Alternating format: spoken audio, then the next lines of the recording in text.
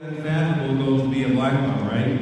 Or you're Ron French, and being a black belt was like so far back you don't remember that. You remember getting your black belt?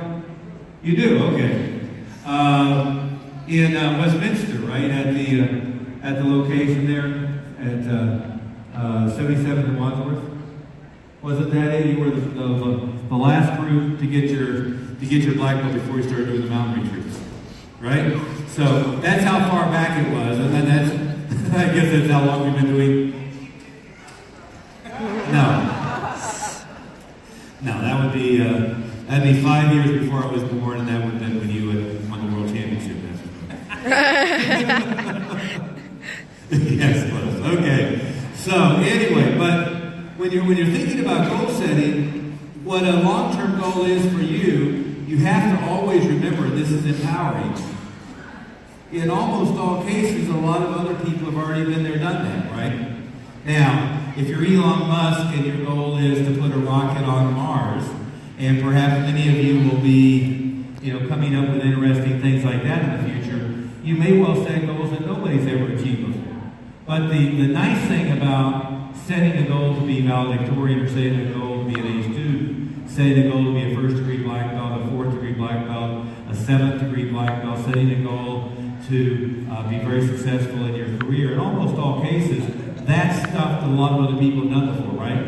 Yes, now, here's the deal. Here's premise number one. A lot of you know Tony Robbins, so the basis of a lot of what Tony Robbins teaches is NLP. And what NLP, it stands for Neuro-Linguistic Programming. What the basic premise is, premise number one, that they founded the whole thing on, that has beget a tremendous number of success stories and so forth.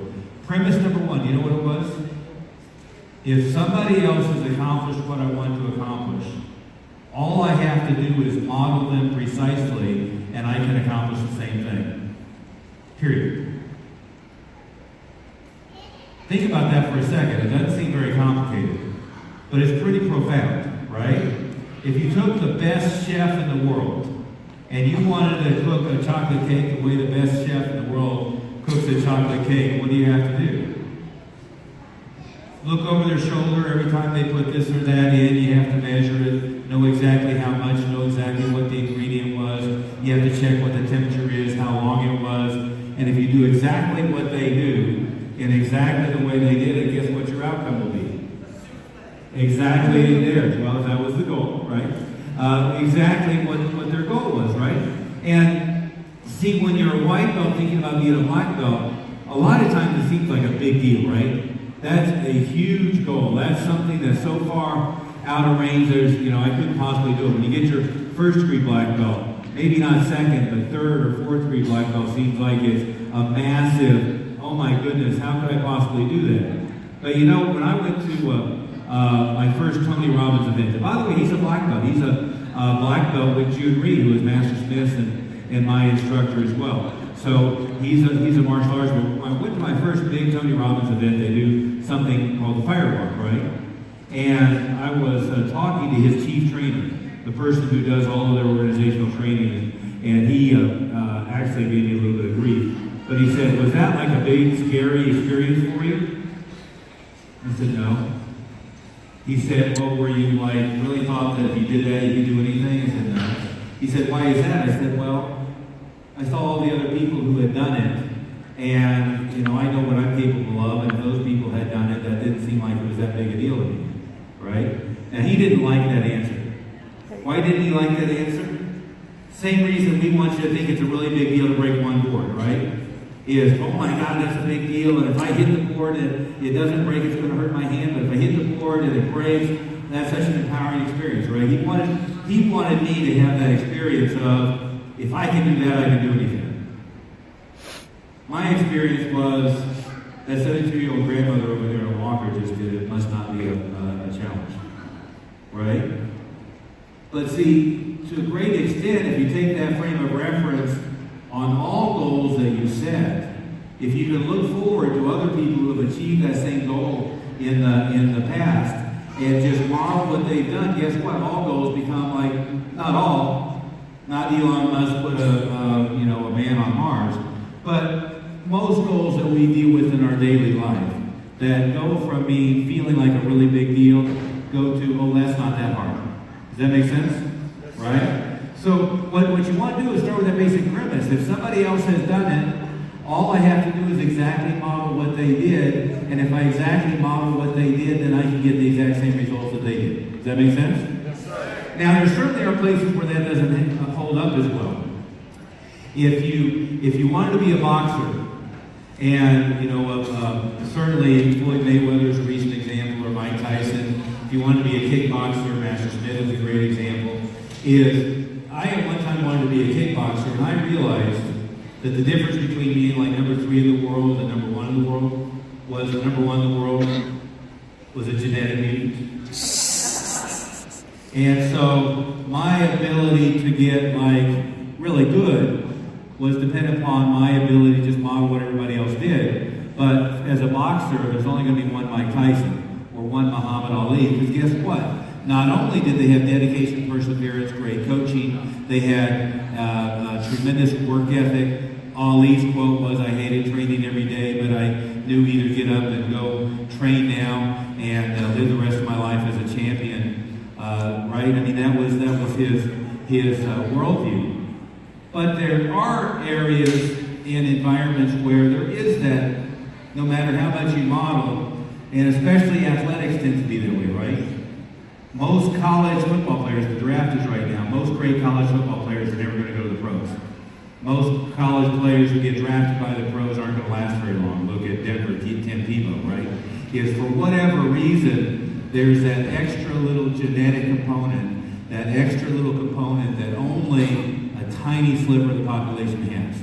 But guess what? For you getting a black belt, for you getting a third-degree black belt, for you being an A student, for you being very successful in your career, short of putting the rocket on Mars, in almost all cases, is something that somebody else has done. So therefore, if you just model what they do, you can have the same results. Does that make sense to everybody? Yes, sir. And again, aside from Tony Robbins guy being mad at me, I've got to believe that belief system is much more empowering than looking at what you're going to do next and thinking that it's difficult.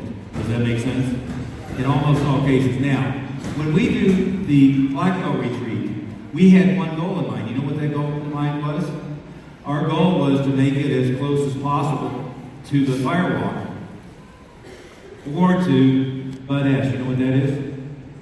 The SEALs all go through the incredible training. As close as we could do to those two ideas, but safely, in such a way that a 7-year-old could do it or a 55-year-old could do it or anybody in between, right? That was really our goal. So what we want is when you go through that weekend, your result is, your mental state is, if I can do that, what? I can do anything. Right? And the key on all of this is to make if I can do that, I can do anything, reframe it to, well, that wasn't that hard. So if that big, scary, horrible-looking, intense, go swim Keystone Lake at midnight, if that intense, scary environment, if after the fact it was like, oh, that wasn't as bad as I thought it was going to be, if that's your reaction to that, what should be your reaction to all the big goals you set? Well, if he did it, I can do it. If she did it, I can do it. If he did it, I can do it. I just have to figure out what he did, and then I can do it. Does that make sense? Yes, sir. And see, so many times, especially in school, you know what, in middle school and high school, and again, nothing against kids, but you all are still pretty stupid, right? Is when you're in middle school and high school, you think you've got the world figured out. But there's an easy solution. If you want to be an A student, hang out with A students and do what they do. And if you want to be a druggie, hang out with the druggies. And if you want to be kind of wacky and unemployable for life, go find that group and hang out with them, right? Right? Now, don't get me wrong, it's a free country. I believe anybody should be able to dress, do whatever they want to do, but that doesn't make them employable. Does that make sense? Sir. There's a skill set, there's a behavior pattern that makes you successful, and there's a behavior pattern that makes you unsuccessful. And part of being successful is learning how to do what other people have done that have been successful in what you want to do. Does that make sense? Sure.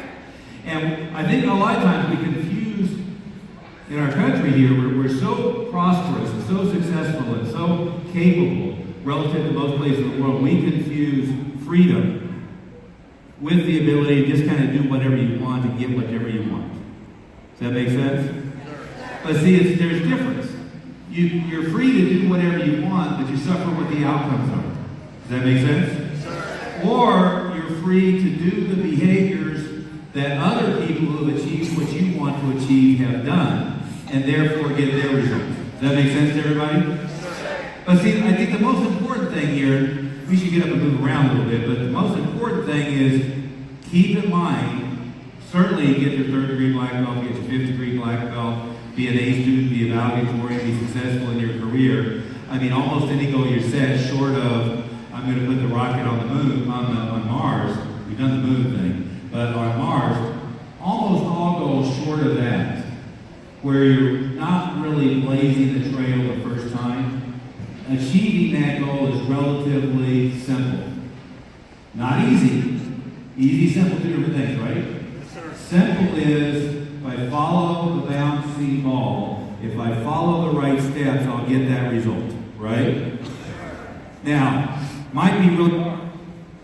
It might mean, I think this battery is fading in and out. It might mean that what happens is you have to work 20 hours a week or 20 hours a day on it. It might mean you have to really train hard. It might mean you really have to work hard.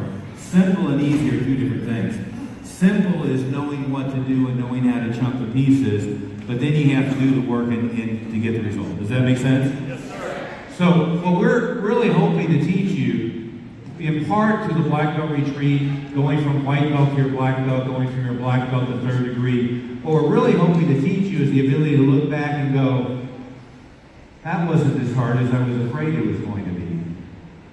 Or, if I can do that, what else can I do? Does that make sense? And as you look forward, what you want to do is just say, if I want to accomplish this goal, who else has done it? What did they do in order to accomplish that? Right? What exact steps did they do in order for me to accomplish that? And again, I freely admit there's exceptions. There's exceptions in athletics.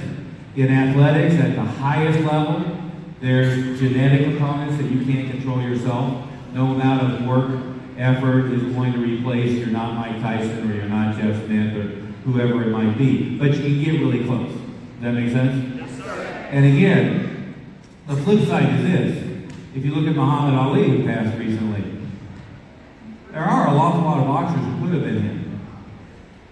There are an awful lot of boxers who had the same genetic capability, had the same opportunities. Guess what? They didn't have the work ethic. And they didn't have the vision, right? So the other side works as well. Is the vast majority of people who want to be pro football players, as the draft is right now, the vast majority of people who have the capability of that still don't get them. Why? They didn't exercise the work ethic in college. They didn't focus on maximizing their potential. Perhaps they went in too many different directions and didn't focus tightly enough. Does that make sense to everybody? Let's do this though. Let's move around a little bit since you guys were working hard. Let's go backwards. Let's have the highest ranked black belts in back and the white belts in front and sort yourself more or less that way. Let's not be too organized about it. But let's have white belts up front and let's have whatever the highest we have on the floor here, 5th, 6th degree black belts in back. Go ahead, stand up, spread out. Oh, they're stiff already. Okay. So spread out, spread out, spread out. So let's move around a little bit. Lean over, touch your toes.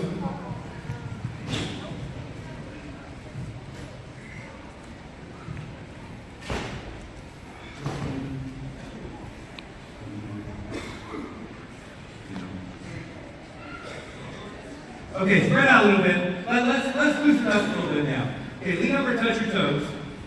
Sir. So let's take this as an example. Just simple flexibility.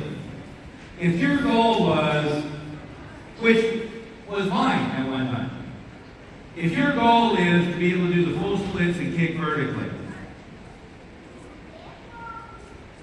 well, what are the steps? The steps are very easy.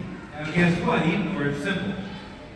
Just because the steps are simple doesn't mean that most people, even if they have that wish that they want to be very flexible, even if they write it down and set the goal that they want to be very flexible, doesn't mean they're going to get there, right? Because you know what the steps are? The step is every day you remember to stretch. Now, it's a little more complicated than that, but it's not much more.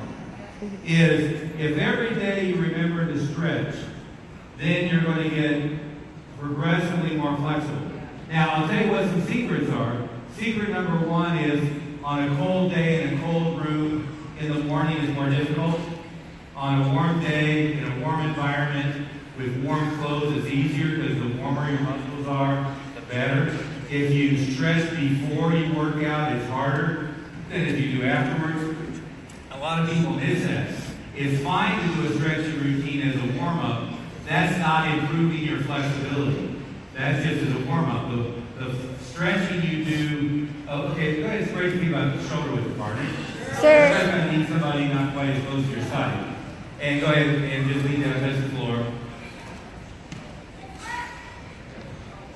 But the secrets are pretty simple, is if you go to work out, stretch after you work out when your muscles are warm. Don't just stretch before to warm up, stretch after when you're warmed up, okay? The second thing is you'd be better off to wear a sweatsuit or something like that, be in a warm room. If you have access to a jacuzzi, a whirlpool, a sauna, a steam room, stretch in the warmth. They have those, I hate to recommend it, but they have those like the sauna suits, the plastic suits. Those are useful to warm up a little bit, to stretch. Not to work out in because you'll overheat and they're dangerous, but those are useful. So one secret, this is very simple, is stretch when your body is warm and after you worked out rather than just before. The other secret is do a lot of it. And the way I got very flexible is first, there was some TV show that I like to watch every day. I don't remember what it was. And I just disciplined myself that if I was going to turn on the TV and watch that TV show I liked, that probably was relaxing, but it wasn't very educational, is I would stretch at the same time. So then I got in the habit of I can't turn on the TV and watch a TV show without at least the first 30 minutes or an hour stretching. After that, it got a little more sophisticated. I would work out, and then I would put music on that I liked, and then I would study.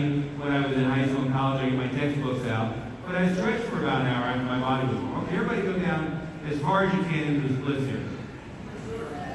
Now, there's a couple of types to make it simple.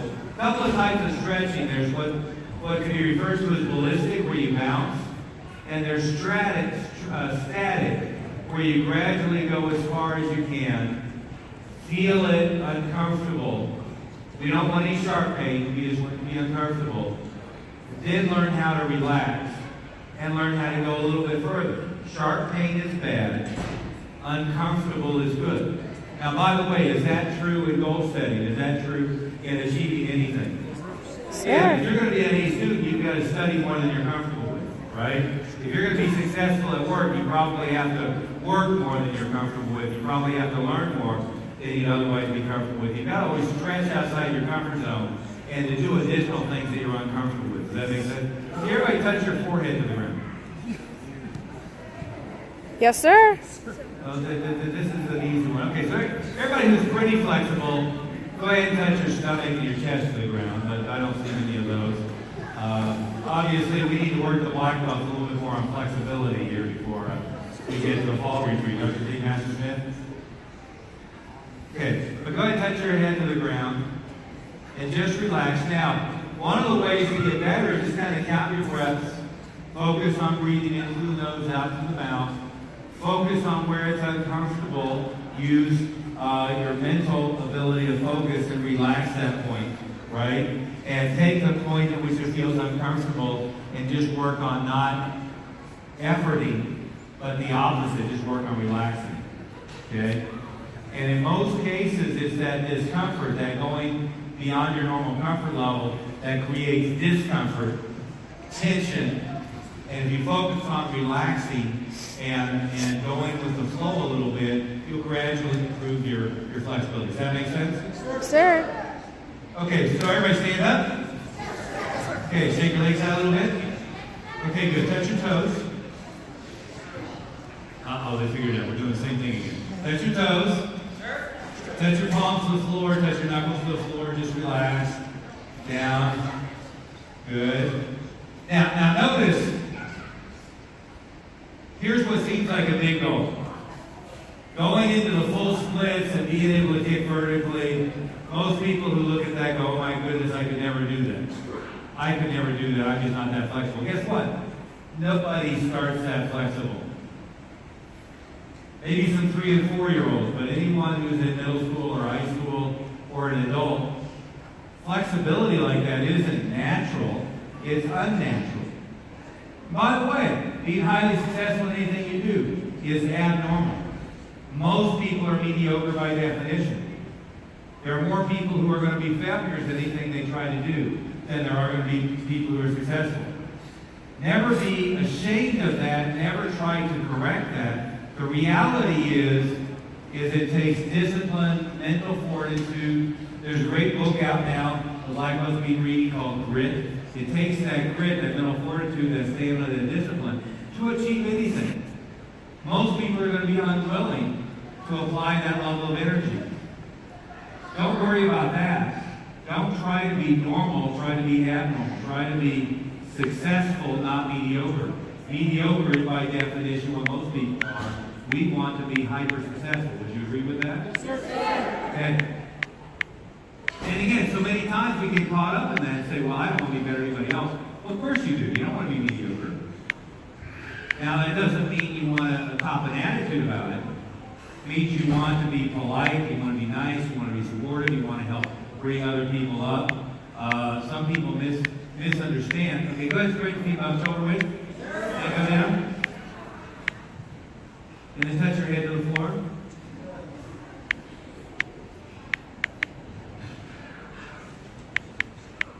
Okay, put your hands on the floor.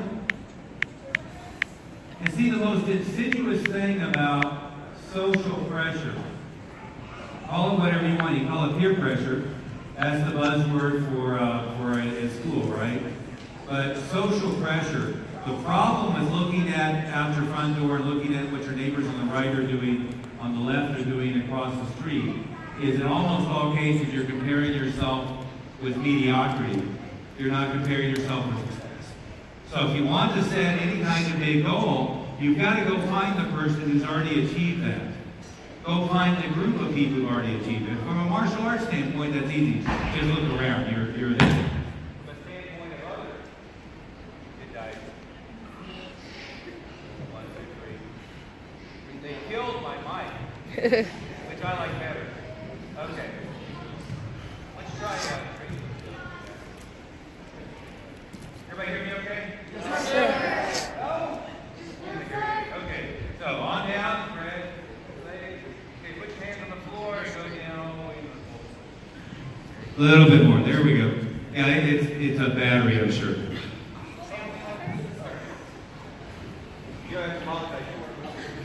Okay, all the way down, relax, relax. Feel where it's a little tense. Now, everybody notice how complicated what we've been doing so far is? Not very. Now, there's maybe 5 or 6 other stretches that would stretch your lower back, stretch your hips, stretch the other necessary elements. But frankly, if you just did this one, and you did this 30 minutes a day for the next 3 years, you'd become really flexible. In fact, if you did that, in all likelihood, you'd be more flexible than anybody that you see in the room right now, or as flexible. That doesn't mean it's the only stretch you should do. In fact, let me show you one other that's a little bit unusual. Everybody lay down your back. Now lay down flat on the back, put your legs straight out towards Master Smith and Master French. Put your head towards that back wall where it says, "Welcome to the Academy." So lay down straight. This one's a little different, but this is called balance. This is one that will let you do your side kick as powerfully as you ever want to do it and will keep it from being imbalanced. So let's do this. Pick up your right knee, bend your knee, put your left foot Everybody see this? Ankle over your knee. And then grab your right foot and pull it towards your chest. Everybody, now don't grab this foot, grab your knee. There you go. Is that really awkward? Yes, sir. Yeah, good. Okay, so put your left ankle on top of your knee, pick your knee up and slowly pull your knee towards your chest. Okay? Now, do you know what muscle you're stretching there? You're stretching your butt, aka gluteus maximus. Now, what happens with martial artists is oftentimes we work on becoming really flexible on one side, but then we become really tight on the other side. Now, go ahead and switch legs. Pull your right knee in, put your left ankle over, put your right ankle over, left knee up, and pull that towards your chest. By the way, man, this is the one that if nasty Anderson comes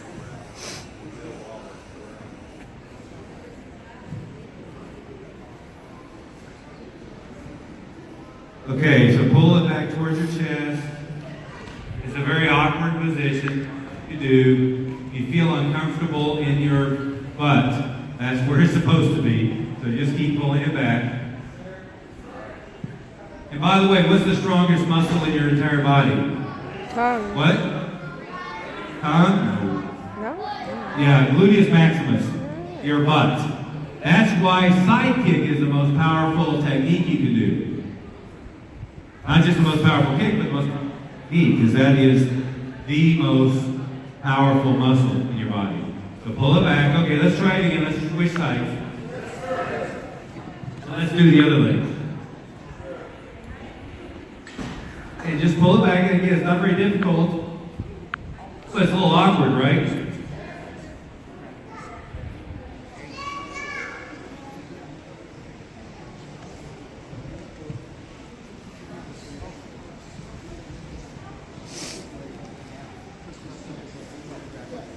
Okay, good. Everybody stand up. So if the goal was to become really flexible, and let's make the goal is to be able to kick straight up in the air and be able to go fully to the splits. Same thing, basically, right? Now, are there people who can do the full splits who can't kick straight up in the air? Yes. There aren't people who can kick straight up in the air who cannot do the splits, but the converse isn't necessarily true. There are people who are very flexible who don't have the muscle strength to do those types of things with their legs. Does that make sense? Yes, sir. So let's try this. Let's just stand here like we're doing a front kick. Pick your right knee up. Now, if your mission was to kick straight up, if your goal was to kick straight up, you only need three things, right? Flexibility, balance, and strength in the proper muscles. If you're doing a front kick, hold the knee up really high. The muscles that will start noticing are uncomfortable. By the way, is uncomfortable a good thing? Yes. Uncomfortable is a very good thing. The sharp pain is not good, uncomfortable is good. Uncomfortable means you're pushing yourself beyond your normal boundaries. Right? So hold your knee up. Now, you'll notice the muscles that start to feel uncomfortable. And you may not be able to isolate them mentally yet, but it's this muscle right here, called the hip flexor. It's the muscle that pulls it up. And it's your abdominal muscles, right? Your stomach muscles. So really, you're working these two muscles in order to pick the leg up. Does that make sense? Sure. Now, depending on which angle it is, if it was a side kick or a round kick, that moves around in your back. And so now you're doing what's called the latissimus dorsi, the lats, the side muscles here. So you want to develop all of these muscles. And by the way, if you're looking to get in shape, what's the hardest thing to get in shape for most people? Their stomach, your hip flexors, their butt, right? Doing the kick works, all of those things. Now, pick your knee up. Now, hold your knee. Now, I want you to do this. Pretend there's glass of milk in your head. You don't want to, in fact, let's do a glass of something sticky. Orange juice or something that you don't want to spill on yourself, right? Glass of orange juice in your head. Glass of water in your knee. You don't want to spill either one. We're working on is balance. You're spilling both of them. And hip crease. Hold it up. Now, without spilling the orange juice, without spilling the water, just kick straight out slowly. Go ahead. And then slowly back. Slowly out. Slowly back. Slowly out. Slowly back. Okay, put it down. Hold up real quick. Sir.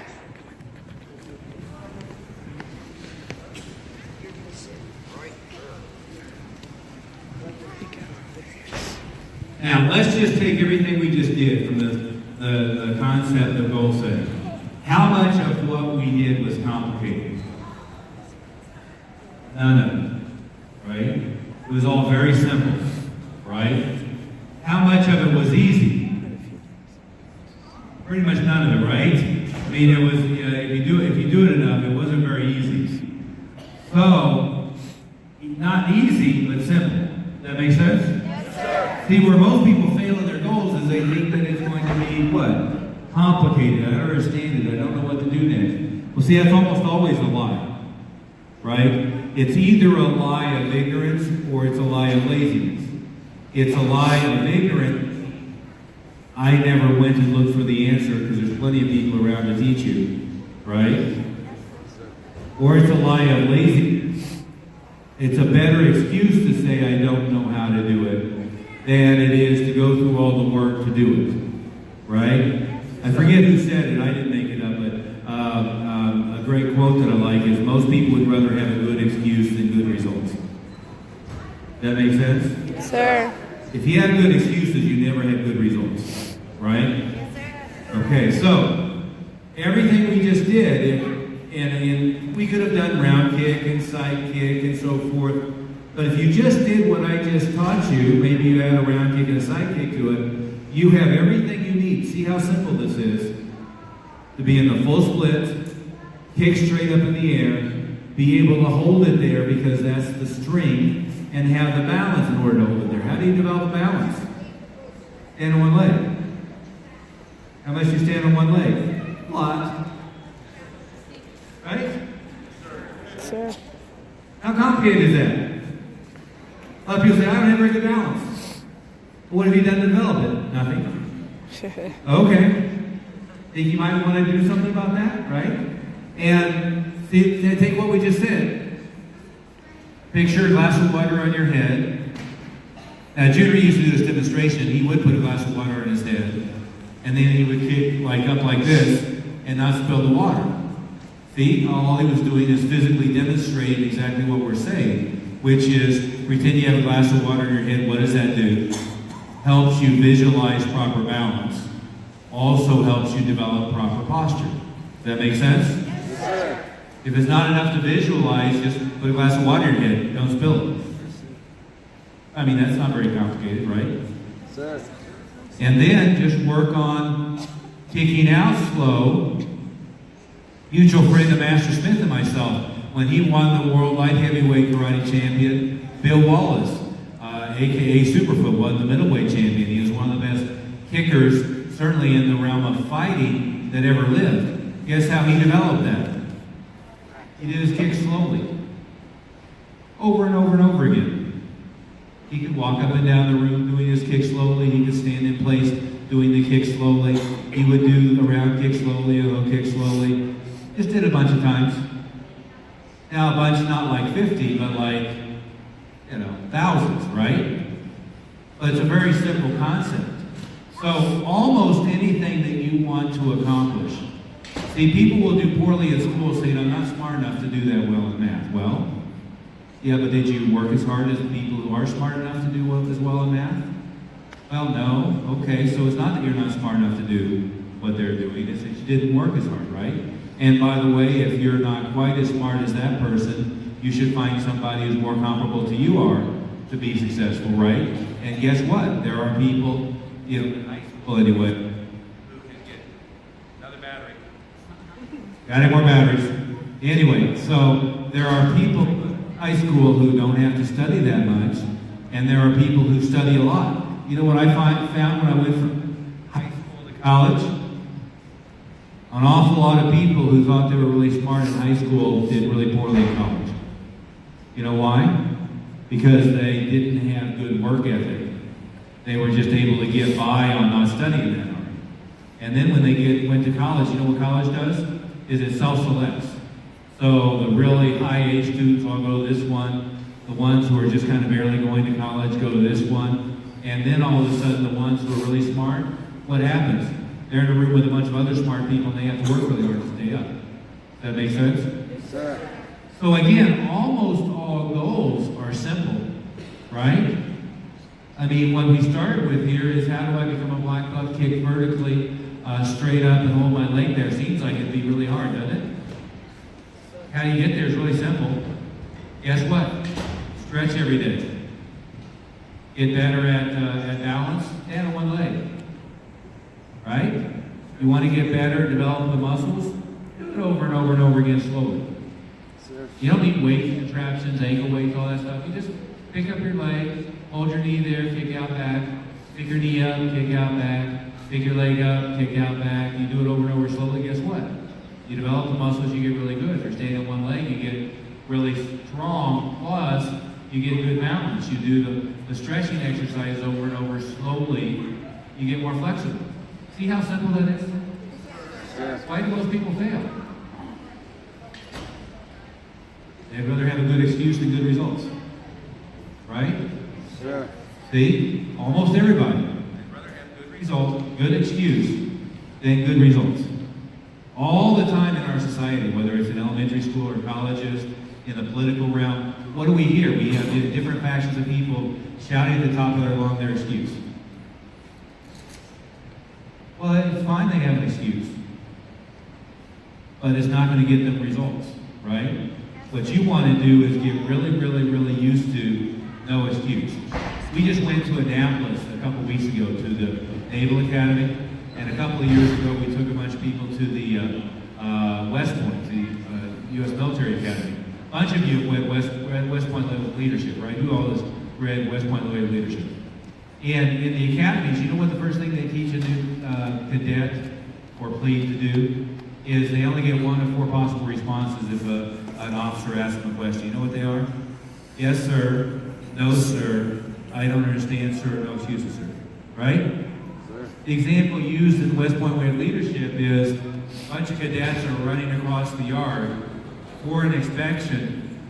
This guy flashes mud on this woman's shoes, and they get to inspection. She doesn't have the option of saying he did it. Because guess what? That's externalizing blame. Her only option is, yes, sir. Why do you have mud on your shoes? Yes, sir doesn't work. No, sir doesn't work. I don't understand doesn't work. I look down and I see mud. What's her only option? No excuses. Right? See, wouldn't you be much more successful if you learned that? Right? And by the way, as a parent, what do we often want to do with our parents or our employees or our friends? We want to make them feel good. Is making somebody feel good useful, or is helping them develop no excuses better? In almost all cases, no excuses. When we were at Annapolis, what we were told, Commander Cal, who's a second-degree black belt with Mile High Karate under Grandmaster Smith, he was talking about they have a problem nowadays. The new college students, the new people who are coming out of college, guess what? They haven't learned no excuses. They're wimpy. They have a hard time failing because they want somebody to be there to help their emotional state feel better about themselves. Is that a useful thing? No. I mean, the first point of a great society's failure is when everybody gets loses the ability to have a no excuses attitude, and loses the ability to have grit, and starts becoming more concerned about their feeling about it than their ability to be successful, right? See, that's the decline, right? Now, in our cases, we're not focused on that, but if you look all around, there's a decline everywhere, isn't there? Right? So, we've got to really be focused on that. Anybody have any questions about this? Does this make sense? I know we did do a lot of kicking and punching, but I wanted to give you a simple example, or an easy example, of almost all goals that you want to achieve. Really are pretty simple. They're not very complicated, right? They may be difficult, meaning you have to work, But by the way, if you're going to achieve anything in any realm, you've got to work hard, right? Yes, sir. See, a lot of people say, I want to be, the world's best golfer, and I want to be a world-class quarterback, and I want to be a Nobel Prize-winning scholar. They'll say something like that, but don't realize that the work involved with each one of them oftentimes negate being able to do the others, right? So part of it is focus. Decide what you want to be really good at.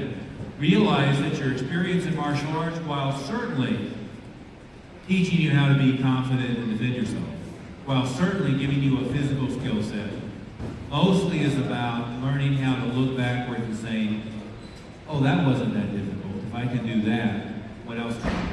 Does that make sense? Yes, sir. And if you just took one lesson, take the lesson, again, if you've heard of NLP or Tony Robbins, it was the key kernel that created everything that they did, which was if somebody else has done it, all I have to do is model exactly what they did, and I can repeat that outcome, right? It's a very empowering realization. Doesn't have anything to do with your shorter, tall, fat, or thin, white, black, Asian, Martian, whatever. Doesn't have anything to do with what race you are. Doesn't have anything to do with how old you are. If somebody else achieved that result, if I model exactly what they did, I can achieve the same result. Period. Right? Sir. And again, anchor in for yourself. Most people would rather have a good excuse than good results. Be careful about who you're hanging around with, because guess what? If you're not careful, you hang around with a whole bunch of people that have really good excuses. Right? Yes, sir. The more you hang around people that have good excuses, the more you learn to accept that as normal. And by the way, it is normal. Normal is mediocrity. Let's never be normal. Let's always be abnormal. Right?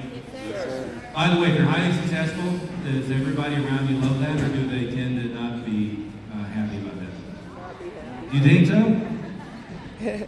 He says they love that. I tend to think that, unfortunately, we're still in a society where the most successful among us are criticized rather than emulated. Right?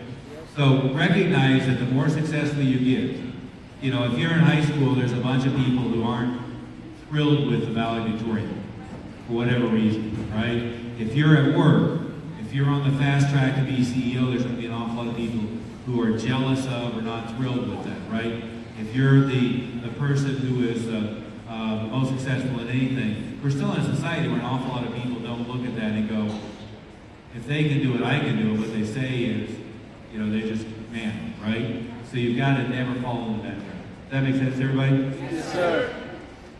Pastor, Ms. Christensen, you had a couple of topics to present, didn't you? Or not? Just one? Okay. Whose is this? Jordan, come on up here.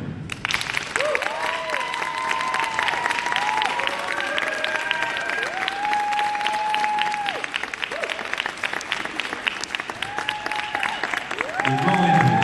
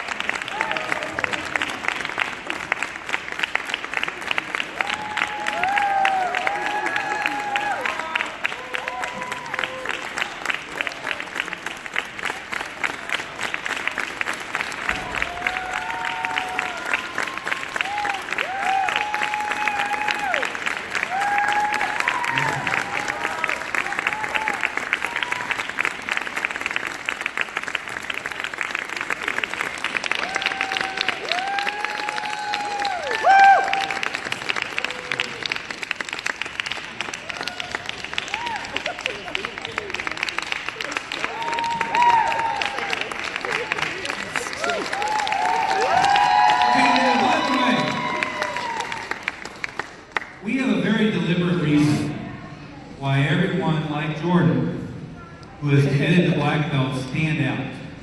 How do you guys stand out? You're in a blue top or a black top, right? What does that blue top or black top mean?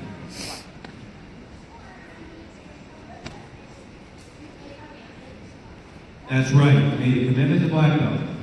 And I'll say it even simpler than that. It means there's now no excuses.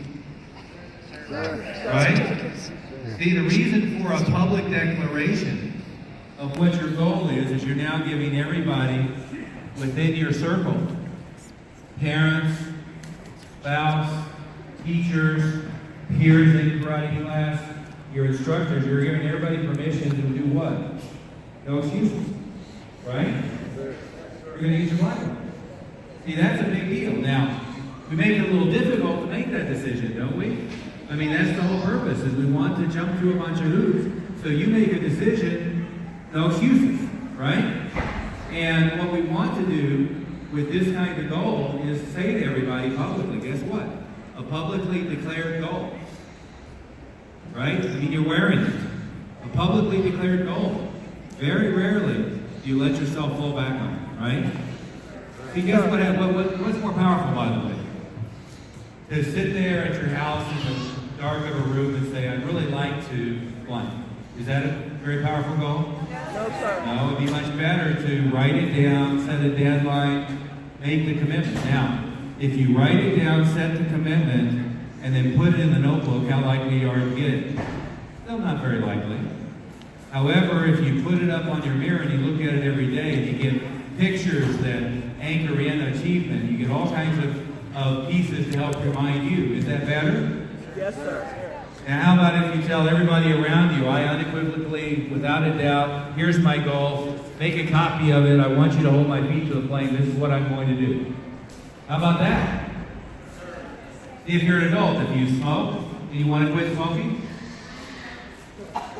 you say to yourself, I'd really like to not be a smoker, or do you tell everybody around you, if you ever see me even think about touching a cigarette again, I want you to slap me. You have my permission. Which is more likely to get there? Yeah, absolutely. If you ever see me even thinking about it, slap me. Well, won't you be mad? Yeah, I gave you permission. You ever even think about it, right? Which is more likely to get you there? Right? See, this is the equivalent. Nobody goes slap me. But this is the equivalent. This is the no excuses. You're too tired to take classes today. Yeah, you made the commitment. Get your bike on, right? Let's stay on track, right? So that's an important component of everything we do. Does that make sense to everybody? Just take a couple of things away from this. One is most goals that you want to achieve, somebody else has done it before, so if you model what they do, you can accomplish the same thing. No other factor really matters. Does that make sense? Number two is most people would rather have a good excuse than good results. If you ever allow yourself to have excuses, you'll never achieve much of anything. Does that make sense? Yes, sir.